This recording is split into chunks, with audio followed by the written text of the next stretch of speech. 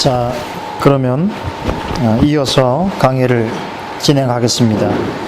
오늘 첫 번째 강의 5페이지를 보시면요, 저희가 개혁신앙의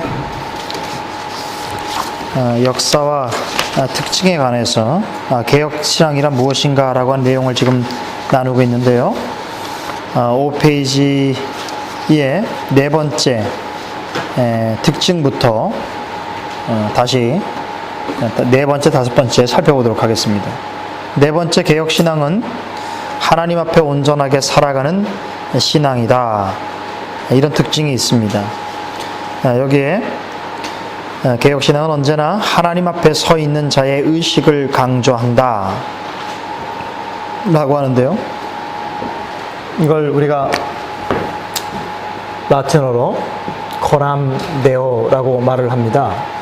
여기 데오는 라틴어로 하나님이라는 뜻이고요, 코람 하나님 앞에서, 그러니까 하나님 앞에 선 자의 신앙이다. 그러니까 하나님 앞이라고 하는 의미가 무엇인가 하면 하나님을 절대적으로 의식하는 삶을 말하는 것이죠. 이것은 결국 우리의 신앙에 있어서 궁극적인 목표와 또 우리의 신앙의 내용을 모두 판단하시는 분에 대한 경외하는 삶의 태도로 나타나는 것이죠. 그래서 우리의 유일한 신앙의 대상으로서 살아계신 하나님께 대한 전적인 신앙이라고 하는 부분을 분명하게 제시하고 있는데요, 3대 칼빈주의 석학 중에 한 사람인 아브라함 카이퍼는 그의 명저인 칼빈주의라고 하는 책에서 하나님 앞에서라는 신앙을 다음과 같이 해설을 하고 있습니다. 한번 보시죠. 인간의 생활의 전체는 하나님 앞에서 아무런 숨김없이 행하여야만 한다는 의식은 칼빈주의의 근본 사상이다. 이러한 강력한 사실에 의해서 생활의 전 분야가 지배되도록 했다. 이와 같은 사상을 모체로 칼빈주의의 모든 포괄적인 원리는 이것으로부터 나온다라고 언급하고 있습니다. 다시 말해서 하나님 앞에 살아가는 이 코람데오의 신앙이라고 하는 것은 하나님의, 아까 주권을 제가 말씀드린 주권이 미치는 영역이 아브라함 카이퍼가 그런 표현을 썼는데요, 단 5cm의 그 영역에도 하나님의 절대적 주권은 미친다 그랬거든요. 그러니까 우리의 삶에서 모든 부분, 그냥 교회 안에서만, 신앙이라고 하는 이름 안에서만 하나님의 섭리와 주권이 미치는 것이 아니라 우리의 보통의 삶, 일상의 삶 속에서도 하나님 앞에서 늘 판단받는 자의 의식으로 살아가야 된다라고 하는 그런 의미가 있는 거죠. 그래서 이 하나님 앞에 살아가는 신앙이라고 하는 것은 결국 그리스도인의 삶의 윤리를 말하는 것인데, 그리스도인의 삶에 있어서 얼마나 철저하게 살아갈 것인가 라고 하는 부분이죠. 사실 이것이 오늘 우리 오늘날 교회에 있어서, 성도들에 있어서 어떻게 보면은 가장 돌아봐야 될 그런 내용이기도 합니다. 다시 말해서 명목상으로는 그리스도인이라고 하면서도 삶의 모든 부분에 있어서 그리스도인다운 삶의 내용을 드러내는 것이냐, 이걸 우리가 보통 제자도라는 표현도 씁니다만, 단지 교회 안에서만 신앙인으로 사느냐, 아니면 어떤 삶의 영역에서도 그리스도의 제자된 삶을 살아가느냐라고 하는 그 철저성이 코람데오라고 하는 신앙의 내용을 통해서 나타나게 되는 것이죠. 이걸 우리가 신존재 의식이라고 말하거든요.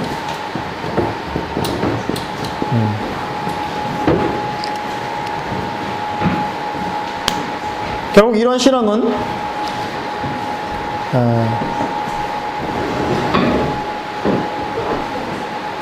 우리가 다른 사람에게 양심을 속이는 행위를 할 수 있을지라도 하나님 앞에서는 그 양심을 속일 수가 없다라고 하는 판단을 갖는 것이에요. 그러니까 결국 하나님 앞에서 늘 순수하고 바르고 정직한 신앙을 추구할 수밖에 없겠죠. 그런데 오늘날 우리의 교회가 실제로 이 그리스도인의 삶이라고 하는 측면에 있어서 예를 들면 구원의 확신과 감격과 또 복에 대한 추구와 이런 것들은 굉장히 강조하는 측면에 실제로 sanctification, 그리스도인으로 살아가는 거룩한 삶으로서의 변화에 대해서는 언급이 없거나 약하다라고 하는 측면. 결국 이런 부분에 있어서 기독교인이 아닌 사람들이나 또 혹은 기독교에 대해 불만을 갖는 사람들이 늘 기독교에 대해서 실망과 낙심을 하게 되는 원인이 되는 거죠. 그렇죠? 그들이 바라는 것은 뭐냐면 비록 신앙에 대해서 우리가 공감하지 못한다고 하더라도 적어도 교회 안에 있는 자들이라고 한다면 우리와는 좀 구별된 삶을 살아가기를 늘 바라는 기대치가 있단 말이에요. 그렇죠? 그런데 교회 안에서는 매우 이런 확신과 감격과 추구에서는 뜨거운데 삶의 영역에 있어서는 구별된 자로서의 성화됨이 없다고 볼 때에 오히려 그런 사람이 그리스도에 관하여 목소리를 높이면 높일수록 하나님의 영광을 나타내는 방식이 아니라 나 같으면 당신처럼은 신앙생활 하지 않겠다. 당신 때문에 교회를 가지 않겠다라고 하는 자기 스스로의 이유가 된단 말이에요. 이 부분을 우리가 심각하게 생각해야 돼요. 이해되십니까? 한 예로 들면은 어떤 사람이 차를 사서 차를 하나님께 주셨다고 생각하고 나서 차 뒤에다가 I love Jesus를 멋지게 스티커를 붙였단 말이에요. 그런데 이 사람은 늘 교통을 위반하고 심지어는 뺑소니를 치고 이런다고 생각을 해보세요. 그렇죠? 그래서 실제로 꼭 그런 경우는 아니라고 하더라도 우리의 삶 속에 그리스도인이라고 말하면서도 그리스도인의 삶에 있어서 하나님 앞에서 판단받는지 너무나 이건 중요한 거예요. 왜냐하면 우리는 누구를 어떤 사람이든지 말로서나 행위로서 속일 수가 있어요. 의도했든 안 했든 간에. 그러나 절대적으로 하나님을 속일 수 없다는 판단은 뭐냐면 하나님 앞에서 늘 판단받는 자기 때문에 누가 무엇을 나에게 어떤 판단을 할지라도 하나님 앞에서의 정직함으로 나아가게 된다면 그리스도의 삶이라고는 자연스럽게 이루어질 수밖에 없는 것이지요. 그렇죠? 바로 이런 특징이 개혁신앙 안에 있다라고 하는 내용이죠. 그런 면에서 개혁신앙은 삶에 있어서 굉장히 강력한 신앙적인 동기를 부여한다라고 볼 수 있어요. 다섯 번째, 6페이지 보십시다. 개혁신앙은 장로주의 정치를 지향하고 성경적 교회를 형성하는 신앙이다 하는데, 이제 개혁신앙의 아까 종교개혁의 가장 개혁된 산물로서의 신앙으로 제가 개혁신앙을 말했는데, 그 개혁신앙은 신앙뿐만 아니라 교회에 관한 정치, 이걸 정치 제도라고 말할 수 있는데요. 교회에 관한 정치 제도의 어떤 한 특성을 말하는데 그게 장로 정치 제도다라고 하는 것이에요. 종교개혁자들은 이 부분을 매우 중요하게 여겼습니다. 종교개혁자들이 종교개혁을 시도함에 있어서 사실은 그 종교개혁의 시작과 끝으로 늘 강조했던 게 뭐냐면 바로 두 가지예요. 예배와 정치입니다. 이 얘기 뭐냐면 예배라고 하는 형식과 내용을 통해서 종교개혁의 내용들이 모두 함축적으로 나타나기 때문에 그래요. 오늘날 우리의 예배의 형태는 되도록이면 많은 사람들에게 공감을 얻는 방식으로 나아가고 있지만 실제로 종교개혁자들은 말씀 아까 드린 것처럼 모든 포커스를 철저한 하나님 앞에서 그 갖는 신앙의 내용을 중요했기 때문에 그 예배의 성격 자체도 사람을 기쁘게 하는 방식보다는 하나님을 기쁘게 하는 방식이기 때문에 여기엔 성경적 철저함이라는 게 예배 속에 드러나게, 형태로 나타나게 될 수밖에 없어요. 그래서 종교개혁의 완성된 폼이 예배에 나타납니다. 그래서 장로교회 같은 경우는 이 예배에 관하여 어떻게 예배를 드릴 것인가 라고 하는 예배 모범 형태도, 그 예배 모범이라고 하거든요. 그것도 신앙 고백의, 웨스트민스터 신앙 고백서의 한 내용으로 들어와 있습니다. 그러니까 예배는 아무렇게 드리는 게 아니거든요. 그리고 정치라고 하는 것은 뭐냐면 바로 그 하나님의 말씀에 따라서 교회를 어떻게 운영해 갈 것인가, 다시 말하면 교회를 어떻게 이루어갈 것인가라고 하는 그 특징을 말하는 것이에요. 그런데 종교개혁의 특징은 장로회 정치로서 들어간다라는 것이에요. 자, 이 부분은 좀 설명이 필요합니다. 잘 들어보세요. 자, 교회 정치는 교회의 3대 표지 중에서 아주 중요한 부분을 차지하지요. 종교개혁자들이 늘 관심을 가졌던 것은 뭐냐면 모든 교회가 다 그리스도 앞에 참 바른 교회가 아니라 교회 중에는 참된 교회와 거짓 교회가 있다 이렇게 이야기를 했습니다. 이것은 성경에 나타나는 교회에 관한 가장 분명한 구분이죠. 우리가 성경에 언급되어 있는 교회가 다 교회란 이름 때문에 다 바를 것이라고 생각하는 것은 대단히 큰 오산이에요. 한 예를 들어볼까요? 마지막 모든 시대의 교회를 표상하는 요한계시록의 7교회 아시죠? 7교회 중에 그리스도의 칭찬을 받는 교회는 2교회밖에 없습니다. 나머지 5교회는 책망을 듣게 되지요. 아시죠? 무슨 얘기냐면 성경에 나와 있는 교회라는 이름 자체만으로 바른 교회를 의미하는 것은 아니에요. 늘 성경은 우리에게 참된 교회와 거짓 교회를 구분할 것을 요구하고 있어요. 이게 분별인데요. 그럼 참된 교회가 뭐냐, 거짓 교회가 뭐냐라고 했을 때 그 교회를 구별하는 표지로서 개혁자들은 공통적으로 3가지를 언급했습니다. 첫 번째는 뭐냐면 하나님 말씀을 바르게 전파하느냐. 바른 말씀의 전파가 있어요. 그러니까 교회로서는 그 교회가 참되냐 거짓되냐를 확인하는 가장 중요한 수단이 뭐냐면 그 교회가 하나님 말씀을 바르게 증거하고 있는가라는 사실이에요. 이게 없다고 한다면 그 교회는 뭐 예를 들면 교회에 목사가 있고 성도가 있고 교회 건물이 있다고 하더라도 그 교회 바른 말씀의 전파가 없다면 그 교회는 참된 교회로서의 표지를 상실한 교회다라는 거예요. 두 번째는 하나님의 말씀에 따라서 성례를 바르게 집례하고 있느냐라는 것이에요. 결국 성례라고 하는 것은 우리가 듣는 말씀은 귀로 듣는 것이지만 성례는 눈으로 보는 말씀이다 라고 했거든요. 성례는 매우 중요합니다. 그래서 개혁자들 같은 경우는 교회 안에 성례를 통하여 하나된 교회의 표상을 이루어갔기 때문에 아무나 성례에 참여하는 형태가 아니었어요. 그런 면에서 성례는 closed 됐어요. closed.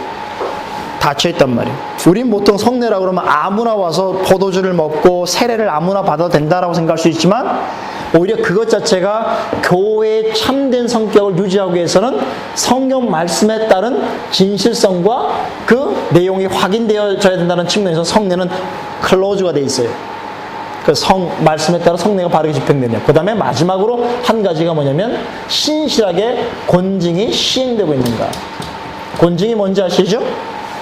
우리말로는 칠이라고 볼 수 있습니다.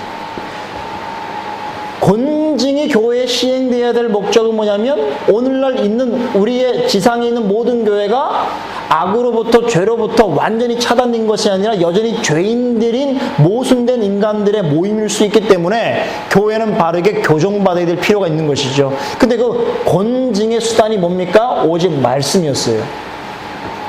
그래서 교회가 말씀으로 바르게 권징을 해야 그 교회가 참된 교회다. 근데 사실 이 부분은 다음에 또 제가 언급하겠습니다만 오늘날 교회에서 뭐 이 말씀 증거나 성례도 지금 문제가 있지만 권징을 제대로 시행하는 교회를 혹시 본 적이 있습니까? 권징을 제대로 시행한다고 하는 성격이 예를 들면 뭐 목회자가 기분이 나쁘니까 말씀을 통해서 어느 성도를 몰아내거나 아니면 성도들이 자기의 뜻을 모아갖고 목회자를 몰아내거나 이런 방식이 아니라 철저하게 말씀을 통해서 그의 잘못을 깨닫게 하고 그 말씀을 깨닫는 자가 순종하는 방식을 통하여 그에게 은혜로 다시 돌아올 수 있는 기회를 주는 방식이 이게 권징의 목표거든요. 그 권징이라고 하는 칠이라고 하는 것은 그 영혼을 죽이려고 하는 것이 아니라 다시금 하나님 앞에 바르게 회복할 수 있는 기회로서 주어진 게 권징인데 오늘 우리 이민교회가 어떻습니까? 권징이 시행된 이 교회면 교회냐? 이 교회만 목사가 있느냐? 그냥 가버리면 되는 거죠. 또 가버려도 어느 교회든지 오시기만 하면 고맙습니다 라고 하는 이런 교회 형태에서는 사실은 권징이라는 것은 거의 의미가 없는 표지가 돼버리고 있단 말이에요. 그래서 참된 교회는 이 3가지를 표지로 삼았는데 그런데 거기에 있어서 지금 이 얘기를 하려고 하는 게 지금 정치 얘기를 하려고 그러는데요. 이런 형태가 교회를 바르게 운영하는 어떤 조직적인 시스템으로 드러나는 것이 바로 정치 제도라는 거예요. 잘 보세요. 말씀을 누가 전할 것인가? 성례에 누구를 참여시킬 것인가? 그리고 권징의 대상이 누군가를, 이게 아니죠. 이게 지금 제가 말하는 정치는 이 세속적인 정치를 말하는 것이 아니라 말씀으로 교회를 어떻게 운영하는가라고 할 때 필연적인 산물이란 말이에요. 그렇죠?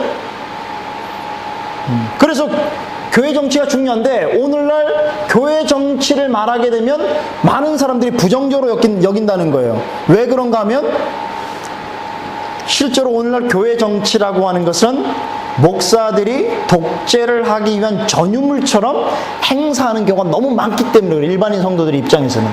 이해되십니까?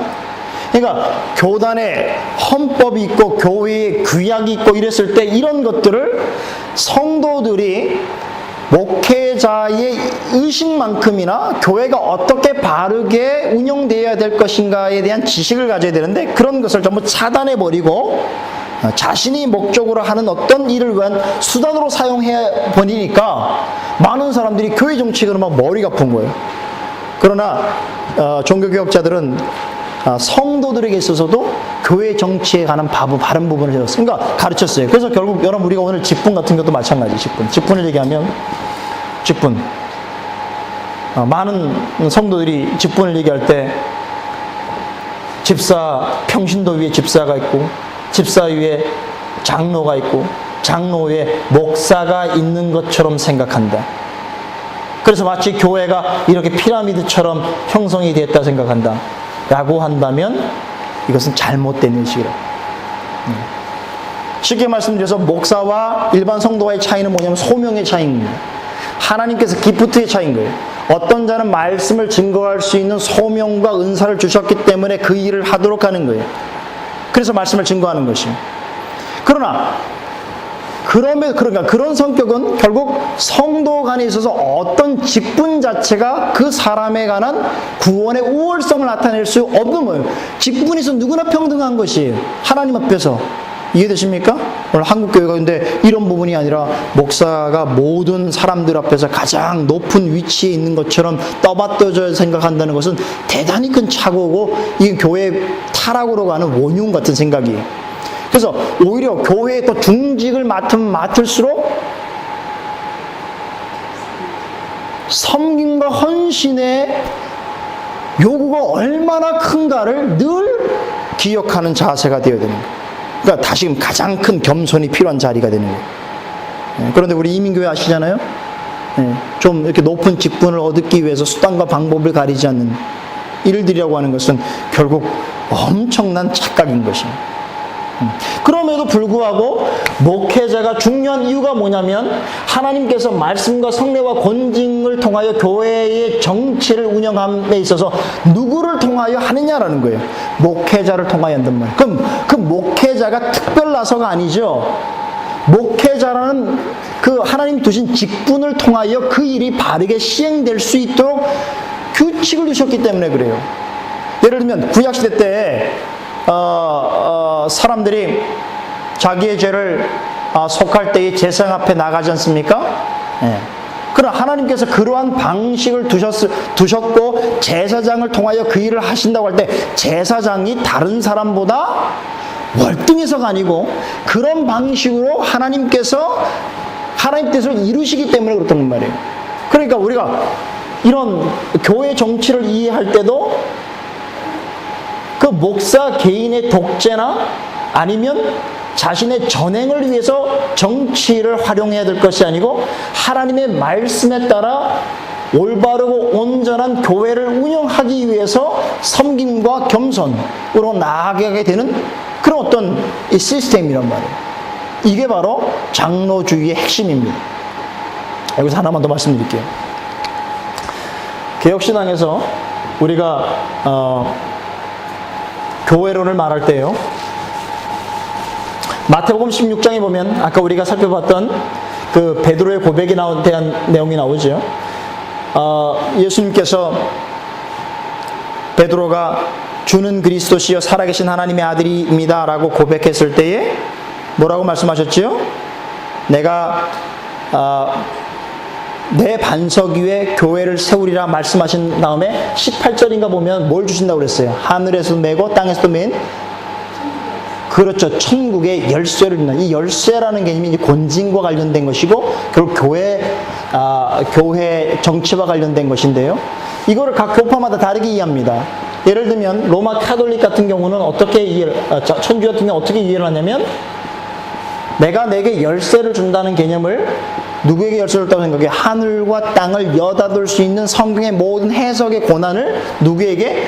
교황에게 주셨다라고 판단하는 거예요. 그러니까 그럼 왜 이런 논리가 나올 수 있냐면, 베드로가 누구냐고 했을 때 베드로는 모든 신자들의 머리에 있는 바로 교황, 교회의 머리 된 자로 생각한단 말이에요. 그럼 왜 이게 그들은 가능하냐면, 베드로가 실제로 예수님의 12제자 중에서 가장 수제자였을 뿐만 아니라, 베드로가 전설에 따르면은 장사 지낸 곳이 지금 여기란 말이에요. 이태리에 그 베드로 성당이, 무덤이 있단 말이에요. 그러니까 그들은, 결국 천국의 열쇠는 교황에게 준 것이고, 그러면 교황의 고난을 이어받는 사도적 계승을 하는 유일한 사람이 누구냐면 교황인 거예요. 그러니까 교황이 모든 천국의 열쇠를 해석할 수 있는 권한을 가지고 있다고 해서 교황 무오설이라고 하는 주장까지 하게 된 거죠. 성경을 해석하는 데서 교황은 전혀 오류가 없다라는 주장으로 가능했던 것이죠.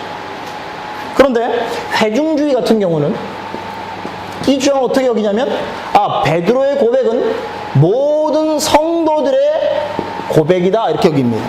여기까지는 우리가 틀리다고 말할 수 없어요. 그런데 교회는, 즉 베드로의 모든 사람이 함께 공감할 수 있는 베드로의 고백 위에 선다고 하는 이야기가 결국 회중주에서는 회중이 교회의 정치에 결정권을 가지고 있다라고 하는 주장으로 나아가게 되는 거예요. 결국 무슨 얘기냐? 다수의 회중들이 요구하는 방향으로 나아가는 것이 곧 교회의 선한 일이다라고 하는 판단을 할 수 있었던 것이에요. 이것도 바람직한 것이 아니죠. 그런데 장로교에서는 어떻게 이해하는 거냐면, 베드로에게 주어진 열쇠는 베드로 개인에게 주어진 것이 아니라 바로 베드로와 함께하는 제자들의 모임, 우리가 이거 assembly, 결국 제자들의 모임, 이것을 그래서 우리가 사도들의 모임, 사도의 회에 주셨다. 이게 중요합니다. 회, assembly. 그러니까 베드로로 하여금 말씀을 해석할 수 있는 권한을 베드로 개인에게 주신 것이 아니라 그 모여있는 사도들의 회에 주셨기 때문에, 결국 디모데 전서의 말씀을 보면 디모데에게 누가 안수를 하죠? 어디서 안수를 하죠? 사도의 회에서 안수를 합니다. 바로 이 개념이 오늘날 교회로 보면 장로의 회에 주셨다는 거예요. 장로가 누굴 얘기하는 거예요? 목사를 얘기하는 거예요. 목사들의 회에 교회 정치를 할 수 있는 능력을 주셨다. 그래서 장로교회는 한 개인의 목사의 고난보다 노회의 고난을 더 중요하게 여깁니다. 노회는 목사들의 모임이거든요. 그러니까 한 개인이 만약에 말씀을 전권적으로 해석할 수 있는 고난을 부여받았다고 했을 때는 잘하면 문제가 없어요. 그런데 그게 부패할 경우는 성도 전체가 부패하거나 교회가 전체가 부패할 수 있단 말이에요. 이해되십니까? 목사한 사람이 잘못된 말씀을 가르치면 교회 전체가 다 부패할 수 있잖아요. 그런 어떤 인간의 부패성을 막기 위해서 결국 말씀에 대한 바른 해석권과 정치에 관한 운영권은 노회에 주셨다, 이렇게 보는 것이에요. 그래서 이 목사들의 모임 자체가 그만큼 중요한 거예요. 그래서 목사들의 모임, 이 장로의 제도의 특징이 뭐냐면, 1인에게 목회 독재라든가 아니면 특정한 개인에 의해서 목회가 운영되는 것을 방지할 수 있는 탁월한 제도가 되는 거예요. 이해되십니까? 또 하나는 회중들 전체의 요구에 대해서 견제할 수 있어요. 회중들 또한 우리가 다수결의 원칙이라는 것은요, 다수 자체가 늘 올바를 때만 정직 바른 것이에요. 이해됩니까? 다수의 판단이 다 잘못되어 있는데도 불구하면 그런 전제가 있다고 한다면 다수결보다 문제가 많은 게 없어요. 다수결의 원칙에서 가장 큰 문제를 늘 야기했던 교회 역사를 보면 언제입니까? 예를 들면 사사기 시대. 사사기는 어떤 시대였어요? 자기의 소견에 옳은 대로 하는 해였단 말이에요. 하나님 말씀을 듣기보다 사사들이 바른 가르침을 귀를 기울이지 않았단 말이에요. 다수결의 원리랑 원칙이란 늘 그런 위험성이 있단 말이에요. 그러니까 회중들의 요구가 절대적이지 않기 때문에 타락한 회중들의 그 요구를 견제할 수 있는 기능도 장로회 이 정치제도 있는 것이죠. 그 다음에 하나 중요한 것은 사도들, 사역자 간의 고난의 동등성을 늘 강조합니다. 그래서요, 장로교에서는 가장 견제하는 것이 뭐냐면 피라밋 구조의 이런 성직 개념입니다. 장로교에서는 있을 수가 없는 일이에요. 목사 위에 목사가 없어요. 목사와 목사는 늘 평등합니다. 그래서 장로교회 노회 가면은 늘 표를 한 사람이 뭐 지금 어저께 목사가 된 사람이나 몇십 년 동안 목회를 한 사람이나 한 표를 행사밖에 못하는 것이에요. 이해되십니까? 그런데 오늘날 교회가 장로교회가 이런 어떤 정치적 제도로부터 정치로부터 완전히 이탈해서 오래 목회한 사람이 강한 파워를 내는 건 당연한 일일 수 있지만 여러 사람이 다른 사람 위에 군림할 수 있는 것처럼 여겨지는 것, 그것은 장로교 정치 제도로부터 완전히 벗어난 것이다 라고 볼 수 있습니다.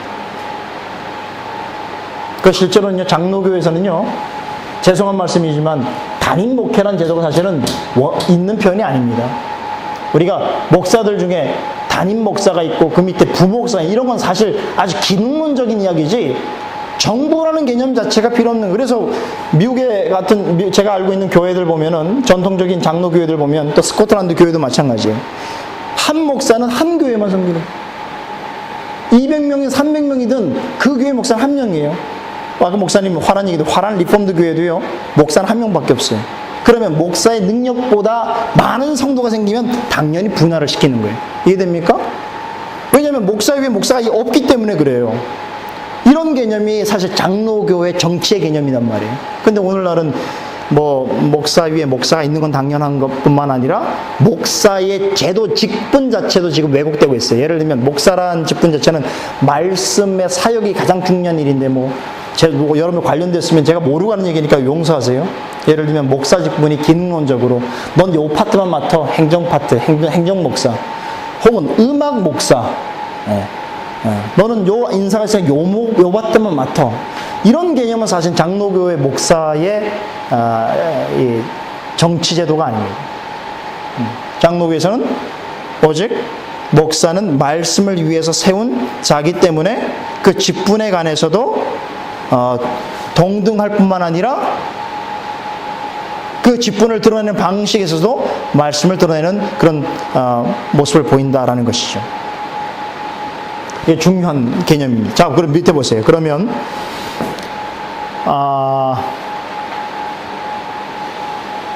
다섯 번째 내용 중에 첫 번째 단에 위에서 한 다섯, 여섯 번째 줄부터 봅니다. 하지만부터 보십니다. 하지만 교회 정치에 대한 부정적인 인식이나 왜곡된 인상은 결국 오늘날 교회들이 성경적인 교회론으로부터 이탈하는 데 주된 원인이 되고 있다. 혹은 반교회 정치적 경향은 먼저 교단, 교파 간의 신학적 차이를 무시한 무분별한 연합운동의 계기를 마련해 주었을 뿐만 아니라 개인적이고 주관적인 무교회주의 운동을 양산하는 걸음이 되었다. 하면서 제가 이제 오늘날 장로주의 정치와는 전혀 상관없는, 제가 보기에는 좀 병든 교회상의 주범이 되는 몇 가지 정치를 여러분에게 소개를 해드리겠습니다. 보세요. 예를 들어서 개인적인 카리스마, 그러니까 목회자의 카리스마를 중심으로 한 독재형 목회, 회중의 뜻을 하나님의 뜻으로 받드는 민주형 목회, 무엇이든 좋다는 것은 모두 도입하는 개방형 목회, 개인적인 기질과 정서 중심의 개인형 목회, 그러니까 개인적으로 은혜만 받으면 된다라는 그런 방식의 목회도 있어요. 음악이나 영상을 혹은 기술 중심의 테크닉 목회, 지분 관리에 힘쓰는 주식 회사형 목회, 개인적인 체험과 종교적 초월성을 강조하는 신비주의형 목회, 교회를 문화활동과 여가의 공간으로 생각한 놀이형 목회, 대외적인 사회활동과 봉사를 가장 우선순위에 둔 봉사형 목회. 목사님, 이게 잘못된 겁니까? 봉사는 맞는 이야기지만 교회가 존재하는 목적이 이 사회에 무슨 대외적인 사회 봉사를 위해서 있는 단체가 아니라는 사실을 기억해야 돼요. 이해되십니까? 그 그것보다 더 우선되어지는 게 있음에도 불구하고 늘 그런 일을 더 강조하는 그런 목회가 있다는 것이죠. 그 다음에 선교를 교회 자랑의 수단으로 삼는 업적 경무. 그래서 어떤 교회는 뭐 있잖아요. 뭐 한 달에 한 10,000원, 20,000원 주면서도 뭐 교회 보면은 뭐 우리 교회가 어디를 뭐 선교합니다. 그러고 너무 버젓이 이렇게 늘 자랑하고 자기의 업적을 또 특별히 목회자가 개인이 막 자기가 무슨 교회 선교를 개인이 하는 것처럼 다 성도들이 사실은 헌금해서 하는 일인데, 그죠? 자기 이름을 내는 수단으로 삼고 이런 업적형 목회, 그리고 소견에 옳은 대로 행하는 자유형 목회, 이런 것들, 이런 형태의 오늘날 유행하는 정치 형태는 사실은 종교개혁의 장로주의적 정치와 배격되는 그런 내용이다라는 것입니다. 전통적인 개혁교회는 소명에 의해 세워진 교회의 직원으로서의 장로들에 의해 다스려진 교회 정치 형태인 장로교 정치 제도를 가장 성경적인 개념으로 받아들입니다. 이런 의미가 결국 여러분 감리교 보세요. 감리교나 성결교 같은 경우는 장로교회가 아니에요. 정치 제도로 볼 때는. 그러나 장로들을 다 받아들인 이유가 왜 그런지 아세요? 원래는 회중교회 같은 경우는 장로란 개념이 사실 없어야 돼요. 물론 우리가 성경에서 말하는 장로는요, 두 가지 의미가 있습니다. 장로는 먼저는 말씀으로 섬기는, 지금 목사와 같은 장로가 있고요. 그 다음에 치리를 중심으로 하는 장로, 지금 우리가 말하는 시무장로가 있습니다. 두 가지 형태가 다 장로라고 말하고 있거든요. 네? 근데 오늘날 사실 이런 개념이 성경을 통해서 장로교 정치의 핵심적인 상황으로 자리 잡아 있는데, 지금 뭐 장로교가 아닌 교회에서도 다 장로를 피택한단 말이에요. 그것은 뭘 의미하냐면 그들도 장로교 정치 제도의 어떤 부분이 성경적이라는 사실을 받아들이는 것이, 공감하고 있단 말이에요. 근데 그럼에도 장로주의 교회 정치는 개인의 생각이나 경험의 산물이 아니라 오랜 기간 동안 수많은 종교개혁자들이 성경 해석과 논의를 걸쳐 가장 성경적이면서도 바람직한 교회 제도로서 구현한 것입니다.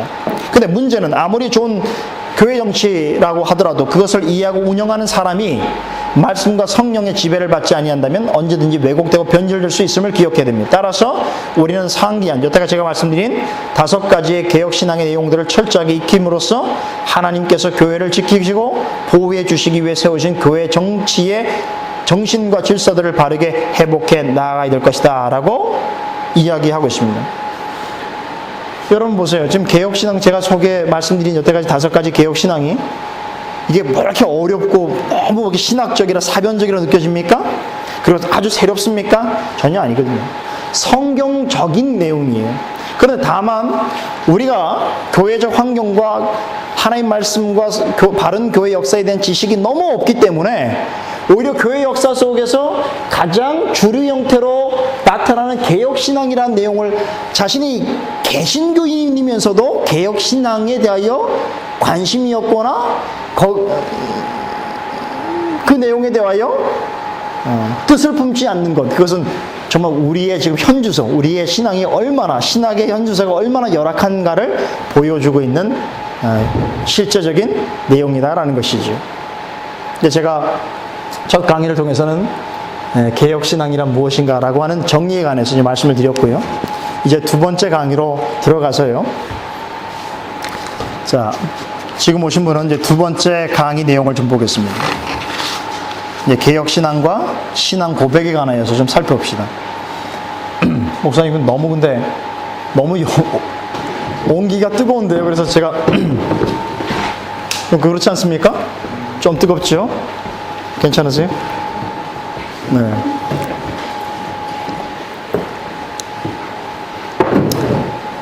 자, 우리가 두 번째 이제 개혁신앙과 신앙 고백에 관한 내용을 살펴봅시다.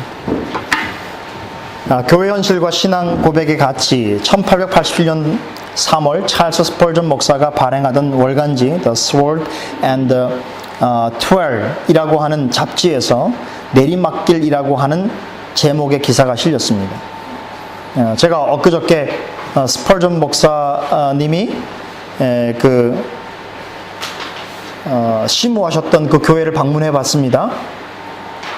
근데 교회가 옛날 교회가 아니더라고요. 스펄전 목사님이 목했던 교회가 이제 2차 대전 때 전소했다면서요. 그래서 새롭게 교회를 세웠는데 옛날 교회보다 작게 만들었더라고요. 옛날 교회는 굉장히 컸었는데 아주 작게. 그래서 지금 보니까 저도 깜짝 놀랐어요. 제가 그 예전 사진으로 볼 때는 이렇게 안에 가서 아치형인데다가 많은 사람이 있는 걸 봤는데 우리 같은 그런 현상, 우리가 보는 그런 교회 뭐 조그맣게 만들었다고. 그 의미는 이제 스펄전 목사님이 목회하던 그때의 그 뭐라고 할까요? 풍성함보다 점점점 많이 교회가 기울어 가고 있다는 사실을 입증하는 내용인데요. 근데 스펄전 목사님이 이미 영국에서 활동할 때에 이런 현상을 보셨던 것 같아요. 보세요. 이 글에 보면 내리막길 논쟁이라는 그 기사의 내용을 보면 스펄전의 친구이며 동료 목사인 로버트 신들러 목사가 당시 영국 교회가 오늘날 이 잉글리칸 철치입니다. 이 교회가 처한 복음의 위기 현상에 대해서 일종의 교회 역사적 반성과 고찰의 내용을 담은 글을 썼습니다. 그 신들러 목사는요, 청교도 시대부터 자신의 시대까지, 그 당시죠, 복음주의 상태를 추적하면서 중요한 사실 하나를 깨닫게 되었는데요.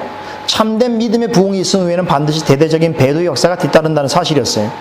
그래서 신들러 목사는 이처럼 진리로부터 벗어나는 교회들, 영국 교회를 말하는 겁니다. 그 교회를 이렇게 비유한 거예요. 내리막길 위에서 서 있는 위태로운 교회다라고 표현한 거예요. 그래서 내리막길 논쟁이 생긴 것이에요.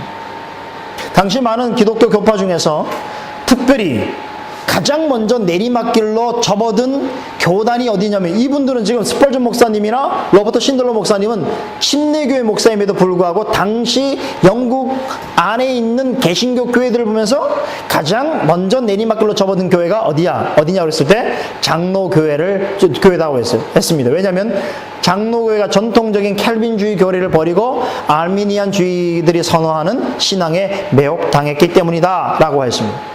뒤늦게 이 논쟁에 참여하게 된 스펄전은 신들러의 견해에 전적으로 동의하면서 칼빈주의 교리를 근거로 한 정통 신앙의 회복을 강조하였습니다.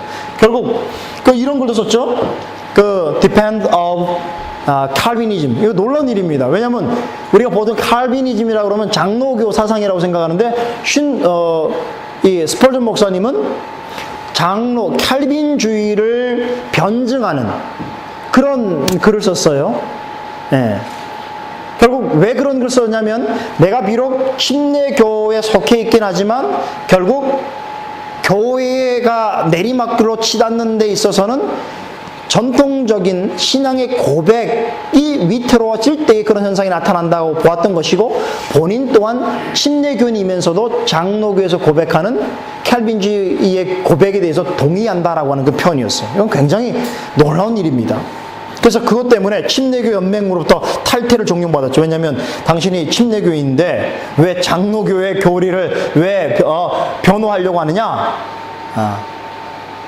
그런데요, 나중에 이 신들러 목사는 이 내리막길에 관한 첫 기사를 이런 말로 마감을 하고 있습니다. 이 사실들은 어떤 경우에 나타나는 것처럼 사람들이 새 것을 위하여 옛 것을 기꺼이 끊어버리려 하는 일이 너무나 분명하게 나타나는 오늘날 한 교훈을 제공한다. 제가 아까 말씀드렸죠. 예레미야서의 옛적 길, 그 선한 길, 그것을 버리는 것, 그것이 구약시대의 종교적 부패요, 교회의 타락이라고 말씀드렸는데, 그런 현상을 이 신들러 목사나 스펄전 목사가 지금으로부터 120년 전에 영국 교회를 보면서 그대로 지적했던 내용이란 말이에요. 그래서 그러나 신학에서는 참된 것이 새 것이 아니며 새 것이 참된 것이 아니라는 사실을 흔히 볼 수 있다. 신학은 새로운 것이 참된 것이 아닙니다. 그러니까 여러분들 누구를 만나더라도, 야, 오늘날 이것은 과거로부터 한 번도 듣지 못한 유일하고 새로운 교리야 말하면 그것은 거짓말이에요. 오늘 우리가 추구하는 모든 신앙과 내용들은 과거로부터 지금까지 한 번도 변함이 없이 이어져 온 내용이라고. 그래서 아까 제가 장로교회 개혁신앙의 핵심을 리폼드라고 그랬죠? 이미 개혁된 신앙과 고백을 우리에게 전달한다라고 하는 의미가 있다는 것이에요. 그런데 오늘날 지금으로부터 120년 전에 우리가 처해 있는 상황은 영국교회 별반 다르지 않다는 것이지요. 아마 한국교회나 우리 이민교회 다 마찬가지입니다. 제가 볼 때는 더욱 참담한 교회 역사의 현장을 살아가고 있습니다. 그 당시에는 내리막길로 치닫는 교회를 향한 엄중한 경고와 권면의 가르침이 이런 목회자를 통해서 있었다고 한다면, 오늘날에서는 사실 우리가 그 당시보다 훨씬 내리막길로 치닫는 경도도 심하고 경사도 심하고 그 속도도 심함에도 불구하고 이런 목소리를 우리가 들을 수가 없다는 거예요. 이런 경고의 음성을. 왜 오늘의 교회들은 이러한 피폐한 과거의 경험으로부터 교훈을 얻지 못한 채 오늘날 오히려 이전보다 더 가파른 내리막길에 서 있는가? 많은 이유를 생각해 볼 수 있지만 영국 교회의 역사적 교훈을 우리가 돌아볼 때에 우리는 이 시대에 교회들이 직면하고 있는 부패와 혼돈의 가장 주된 원인으로서 스펄전 목사님이 지적했던 내용을 지금 제가 언급하는 거예요. 신앙 고백, 곧 바른 교리에 대한 바른 이해와 정당한 가르침이 우리 교회 가운데 없기 때문입니다. 왜 신앙 고백과 교리가 중요하다고 그랬습니까? 하나님 말씀의 참됨과 옳음을 분별하는 가장 중요한 도구가 되기 때문에 그래요. 신앙 고백이 바르게 있지 않는 사람, 역사적인 신앙 고백을 따라서 하나님 말씀을 이해하지 않는 사람들이 빠질 수 있는 우가 뭐냐면 항상 주관주의에 빠져요. 그러니까 내가 믿으면 참된 것이죠. 그러니까 역사적으로 우리가 성경이라는 성경이 뭡니까? 객관적으로 역사적으로 옳은 것인데 객관과 역사에 관하여서는 관심이 없고 주관과 감정에 의해서 내가 옳다고 하면 옳은 것이 되어버린단 말이죠. 그래서 역사적 신앙 고백과 교리가 얼마나 중요한지 모릅니다. 이것을 포기했을 때는 언제든지 교회는 내리막길에 서 있다는 것이에요. 물론 모든 교회가 성경에 대해 잘못 가르친다라고 단정할 수는 없습니다. 알미니안 교파에 속한 목회자들도 성경을 가르치고 그 교회에 소속된 성도들은 나름대로 성경적인 이해와 확신을 가집니다. 그러나 성경의 전체적인 중심 내용에 대해서 정확하고도 올바른 지식을 갖지 못한다고 한다면 아무리 자신이 성경에 관한 내용을 언급하고 인용하고 한다고 할지라도 그것은 굉장히 위험한 길로 가는 것이에요. 좀 극단적인 예를 들어볼까요? 보세요. 여러분, 오늘날 이름난 이단과 사이비 중에 성경을 언급하지 않는 곳이 있을까요? 제가 작년 11월 달에 제가 있는 지금 캘거리에서 신학 토론이 있었는데요. 누구랑 있었냐면은 만민교회, 캐나다의 만민교회가 왔어요. 왔는데 한국으로부터 엄청난 물량을 이렇게 제공받아 갖고요. 교회가 세워진 지 얼마 만에 많은 사람들이 모이기 시작했어요. 근데 제가 그걸 시기해서가 아니고 신문에다가 대문짝에 광고를 냈는데, 이건 이조록 아시죠? 들어보셨나요? 네, 이조록 목사를 신성시하고 또 다른 교회들, 일반 교회들을 아주 나쁘게 이야기하는 그런 광고를 연속으로 계속 실었어요. 그래서 이제 사회 문제가 돼서 결국은 이제 신학 토론을 하게 됐는데, 왜냐하면 보통 많은 사람들이 그걸 모르기 때문에. 그래서 제가 이제 문제를 제기했습니다. 했는데 만나보니까요, 그 교회 목사와 장로와 성도들이 나왔는데 한결같은 얘기가 뭐냐면 우리는 성경을 믿는다는 거예요. 목사님 성경 믿죠? 우리도 믿는데 왜 우리 보고 잘못이라고 합니까? 라고요. 여러분, 성경은 누구나 믿는다고 말할 수가 있어요. 누구나 인용할 수가 있어요. 이조록이라고 하는 이단도 늘 성경을 인용합니다. 근데 왜 어디에서 문제가 생기냐면 성경이 갖고 있는 본의, 성경에서 말하자고 하는 참된 의를 성경이 말하는 방식으로 드러내느냐예요. 그게 아니거든요. 철저하게 자기중심, 왜곡된 시선, 잘못된 정보에 의해서 의도된, 조작된 어떤 목적을 향해서 성경을 인용하고 있단 말이에요. 그래서 여러분, 성경을 말한다고 하는 것은 성경의 정신을 따라서 그 내용을 순정하게 드러낼 때만이 그것이 가치 있는 말이 되지요. 성경을 말한다는 건 보세요. 우리 여기서 보세요. 지금 영국 사회가 기독교 사회라고 말하지 않습니까? 아까 말씀드린 것처럼 영국 사람은 대부분 자신을 다 기독교인으로 생각하고 국교인이라고 생각하거든요. 그러나 그들이 과연 그러면 성경 말씀을 진실하게 알고 성경 말씀을 깨달아서 그렇게 말하는 겁니까? 아니어도 말할 수 있다는 말이에요. 그렇죠? 그래서 우리가 성경을 이해하는 데 있어서 일방적으로 어떤 부분만을 강조하는 방식으로, 또 성경 전체적인 온전한 지식을 갖지 못하는 방식으로 성경을 대하는 것은 늘 위험할 수 있다는 생각을 하셔야 된다는 말이에요. 장로교회에 저명한 신학자인 하치 목사는 성경을 부분적으로 강조하거나 가르치는 일의 위험성을 다음과 같이 지적한 바 있습니다. 한번 읽어볼까요? 잘 들어보세요. 이단들이 모든 기회에 나타나서, 이단들이 어떤 사람들인가 보세요. 성경을 말하지 않으며가 아니고 성경을 말하나 곡해하며, 말씀을 말하지 않는 것이 아니라 말씀의 어떤 부분을 과장하고 다른 중요한 부분을 폐기해버리고, 그러므로 하나님의 말씀을 변질시켜 거짓으로 만드는 것이, 이게 이단들입니다. 많은 사람들이 이단이 끝이 다르기 때문에 이단이라고, 사실 그건 아닙니다. 이단들은 늘 성경을 말하는 것 같지만 성경에 있어서 성경 전체의 내용을 통합적으로 또 균형 있게 이야기하는 것이 아니라 이런 목적, 곡해하고 분만 강조하고 중요한 것을 버리는 그런 방식으로 성경을 변질하고 왜곡시킨다는 것이. 그렇기 때문에 교회는 성도를 보호하기 위해서 성경의 모든 중요한 교리를 정확히 정리해서 잘못된 것을 밝히고 모든 거짓된 것을 제거하기 위해서 성경 전체를 깨달을 수 있도록 해야 된다. 이와 같이 성경 말씀의 전체 내용을 그 중요성에 따라서 잘 정리함으로써 말씀의 어떤 부분이 부당하게 축소되거나 또는 제거되거나 과장되지 않도록 끊임없이 노력했던 것이다. 그래서 여러분 보세요. 아까 제가 그 개혁신앙의 첫 번째 특징을 오직 성경으로 했죠? Sola Scriptura.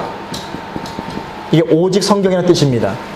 근데 오직 성경이란 말은 항상 어떤 개념이 전제될 때만 이것을 받을 수 있냐면 전체 성경, Tota Scriptura가 전제돼야 돼요.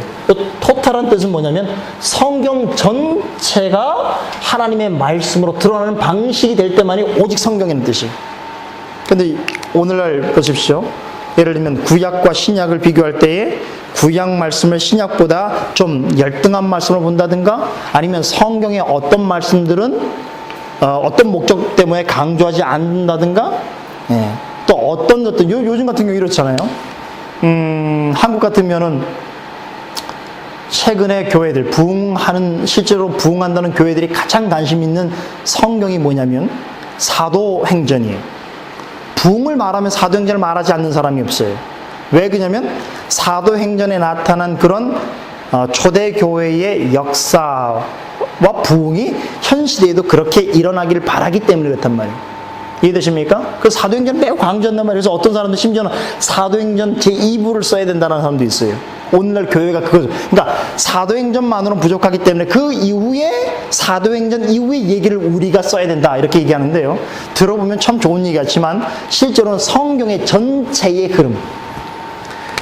왜 알미니안을 우리가 지금 문제로 삼냐면, 알미니안이 인간의 구원에 있어서 예를 들면 의지적 측면을 강조하는 면까지만 하면 모르는데 그 의지의 강조점이 결국은 보편적 구원론으로까지 가게 되며 결국 인간의 의지로 인하여서 하나님과 인간의 의지의 협력적 차원으로 구원을 얻게 된다라고 하는 이런 주장까지 가기 때문에 사실 문제가 되는 것이에요.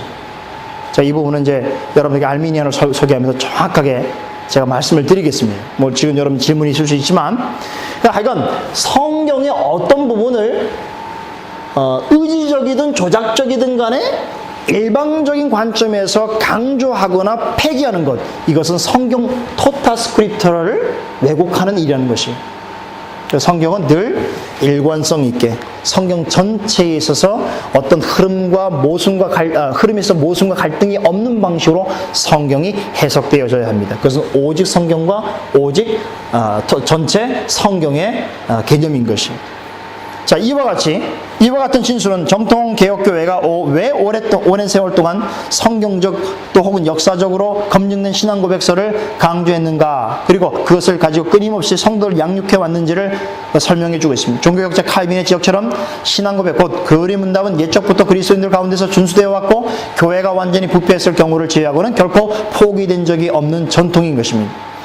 그러므로 오늘날 켈빈주의 교회나 장로교회나 개혁교회가 과거로부터 오는 신앙 고백과 교리 문답에 대하여서 강조하지 아니하고 포기했다면 말은 그렇지만 실제적으로는 아니란 말이죠. 실제로는 개혁된 교회가 아니란 뜻입니다.